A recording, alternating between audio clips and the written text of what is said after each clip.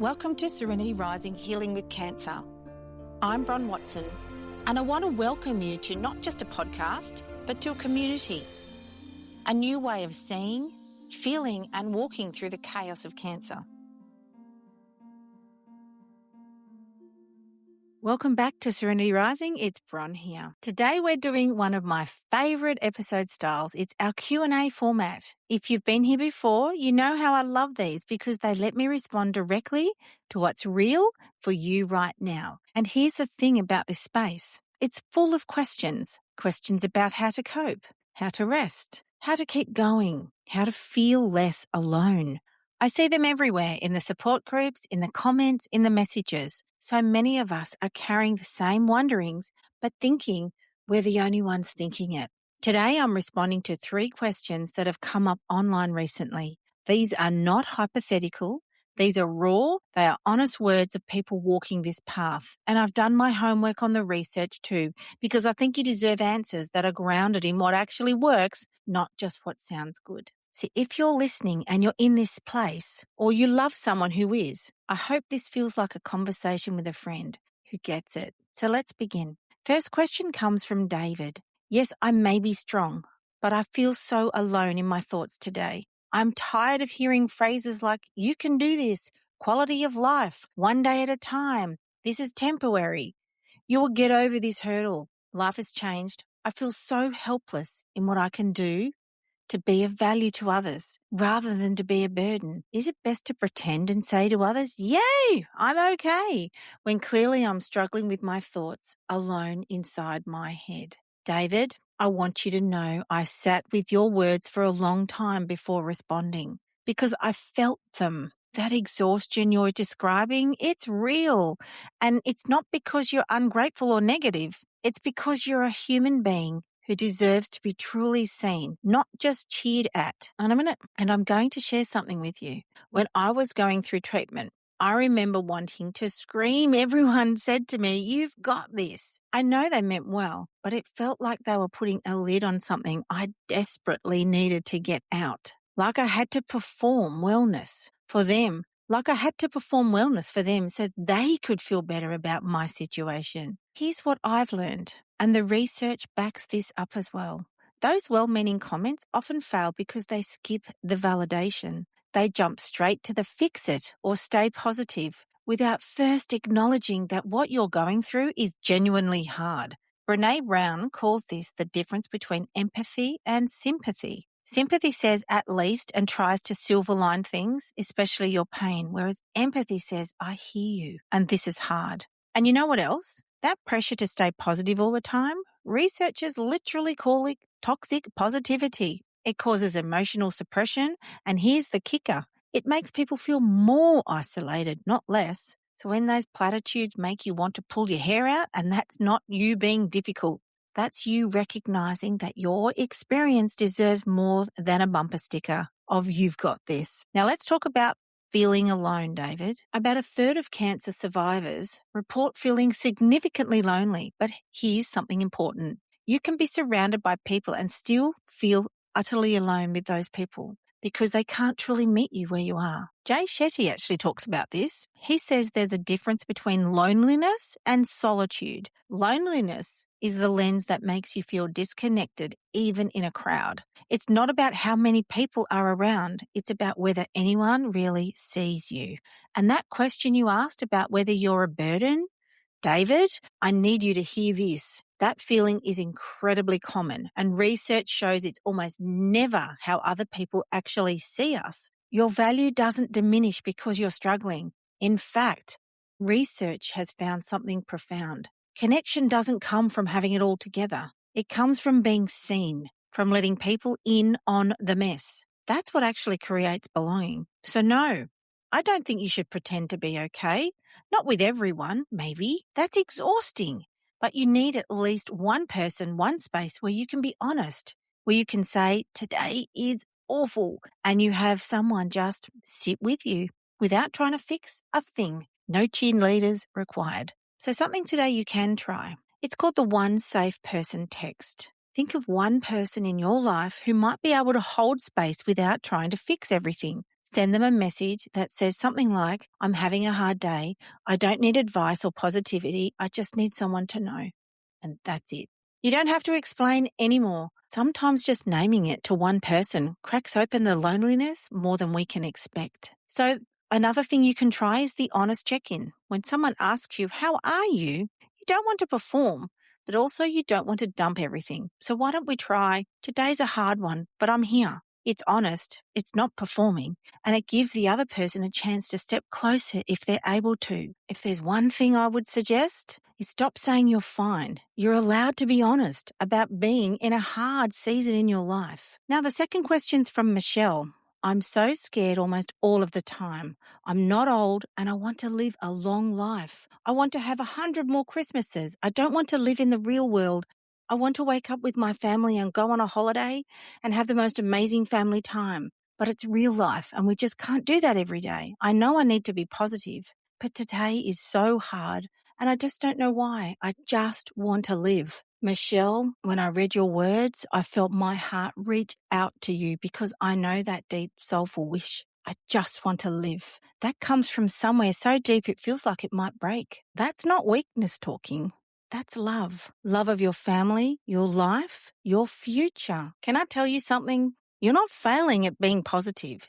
You're being completely, beautifully human. Around 80% of people facing serious illness experience these exact distressing thoughts about death. You're not alone in this fear, even though it feels like you are. And you said something that I want to gently push back on. You said, I know I need to be positive. Now, Michelle, who told you that? Because here's what I've learned. Forced positivity doesn't work. In fact, it often makes things worse when we try to shove down that fear. It doesn't go away. It just finds other ways to leak out. Now, Mel Robbins has this brilliant insight about fear. She says fear and excitement are actually the same physical sensation in your body. Your heart races, your stomach flips, your palms sweat. The only difference is what your brain tells you about it. I'm not saying you should try to convince yourself that terror about mortality is actually excitement. Hell no. But what I am going to say is this. Those sensations you're feeling, they're your body responding to something that matters deeply. That's not broken. That's human. Here's what the research has found helps most. Not eliminating the fear, but finding meaning alongside it. There's this approach called meaning-centered psychotherapy that was developed specifically for people in your situation. And what it teaches is this. Meaning doesn't have to wait until the fear goes away. Meaning exists in the holidays and in the ordinary Tuesdays. You can learn more about that in episode 7 on Serenity Rising. Now, Shetty does share something that's helped me so much. You want to go on a journey with someone, not make them your journey. Michelle, your family isn't just the reason to live. They're your companions on a journey that has meaning right now, today, whatever today looks like. You don't have to live every day on holiday to live meaningfully. And Michelle, it's okay that today is hard and you don't know why. Some days are just like that. You don't need a reason. You don't need to fix it. You just need to be gentle with yourself and let the hard days be hard. So there is something you can try in these moments. There's a couple actually. The 3 good things. So tonight before you go to bed, write down or say out loud 3 moments from today that held meaning. That can be really tiny. The coffee that tasted good, the sound of someone you love laughing, the warmth of the sun through the window. This isn't toxic positivity, I promise. It's not pretending the fear doesn't exist. It's training your brain to notice that meaning exists alongside the fear, because both can be true. Another thing to try is the 5 senses anchor. Now, this thing has been around for a long time. When fear starts spiraling, try this. When the fear gets loud, stop and name 5 things you can see, 4 things you can hear, 3 things you can touch, 2 things you can smell, and 1 you can taste. It brings you back into your body in this moment, into the present where you are alive and breathing, because fear lives in the future. This moment right now, you're still here. And our last question for this episode is from Karen. What I haven't learned to do yet is embrace doing nothing. With this disease, I have learned to slow down considerably, yet when I'm exhausted and I have to take a few really slow days, I feel guilty for it. How do I get over that? Karen, this question is so personal to me that I had to take a breath before answering it. Because I was you, Karen. I'll tell you a story. At the end of 2017, so this is after the mastectomy, I'd started chemotherapy and I'd actually had my second dose of chemotherapy. I was bald and it was 4 hours after the second dose, might I add. I was doing a Facebook Live for my clients. So I was running my business and I had this belief that I had to deliver what I said I was going to deliver. And I caught a glimpse of myself in the mirror and I couldn't believe what I saw.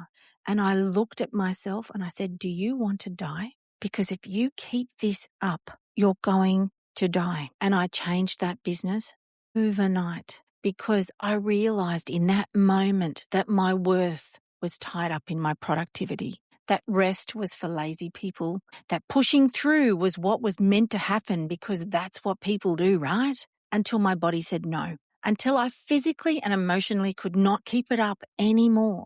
And even then, when I had no choice but to rest, I felt guilty about it. So Karen, when you ask, how do I get over that? I want you to know I get it. I acknowledge you. This isn't just about cancer. This is about a whole culture that's been teaching us since we were kids that our value comes from what we produce or what we do.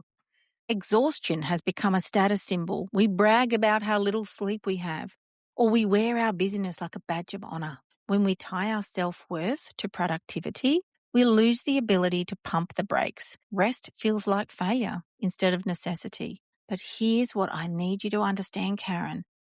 The guilt you're feeling, it might not even be guilt. Research on cancer patients have found that what often looks like guilt is actually grief in disguise. You're grieving the body you used to have, the life where you could just do whatever you wanted, the pace you could keep, the role of being the reliable one who pushes through no matter what.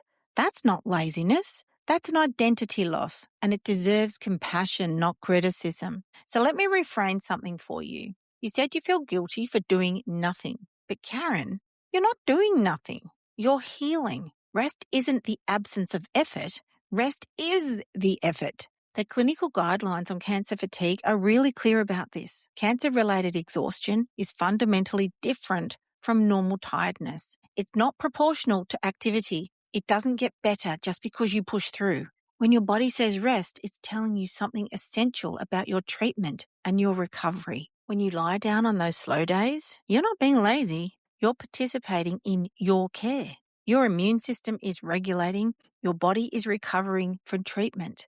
This cannot be willed into existence by working harder. It can only happen when you stop. Brené Brown also says something that stopped me in my tracks. What a lot of us do is stay so busy and so out in front of our life that the truth of how we're feeling can't catch up with us. Maybe the guilt is actually your body's way of saying, sit with this, feel this. You've been running for a long time. And here's the thing about self-compassion. It's not self-indulgent.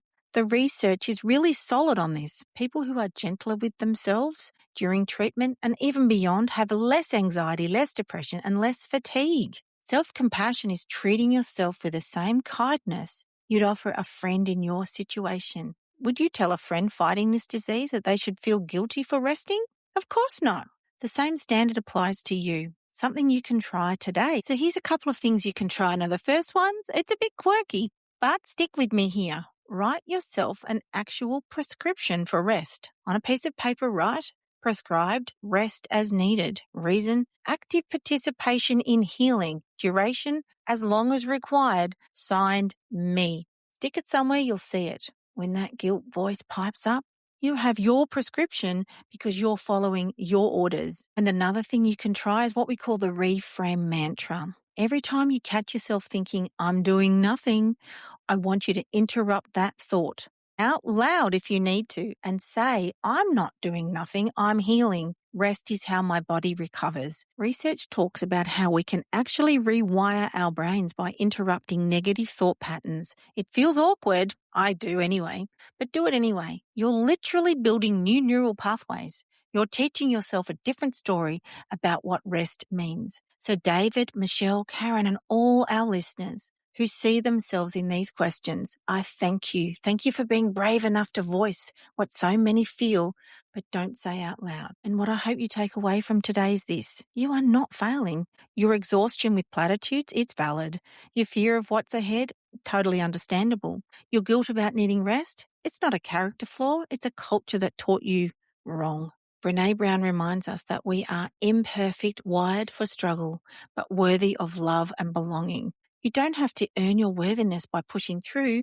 You already have it. You've always had it. Being alone is not a weakness. It's a strength. That solitude, chosen and peaceful, can be a place of power.